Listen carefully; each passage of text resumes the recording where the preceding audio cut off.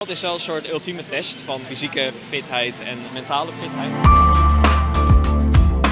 Iets uitdagends, het is een keer iets nieuws. Het is iets wat bijvoorbeeld bij andere denksporten, schaken bijvoorbeeld wel regelmatiger gedaan wordt. Dus ja, ik had zelf zoiets van waarom niet, leuk. Hoe bereid je je dan voor op zo'n damwedstrijd? Ik heb me eigenlijk niet zo erg voorbereid. Ik ga er gewoon open in. Ik wil wel aan het strand in Scheveningen, maar ik heb niet extra getraind hiervoor. Dus nee, we gaan het zien hoe het gaat. En ben je een beetje een goede zwemmer? Ja, dat gaan we zo meteen zien. We hebben een speciaal dambord laten maken wat verzwaard is met hele sterke magneten in de stenen, zodat ze goed blijven liggen onder het water. En omdat het nog nooit is gebeurd, mochten we onze eigen regels bedenken.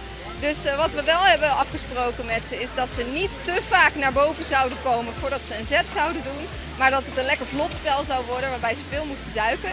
En dat is gelukkig ook gebeurd. Wij willen uitlichten dat elke sport even belangrijk is. Dus ook de voetballers, maar ook de dammers. Het was echt ontzettend leuk eigenlijk. Ik heb me prima vermaakt. Het was een redelijk spannende partij.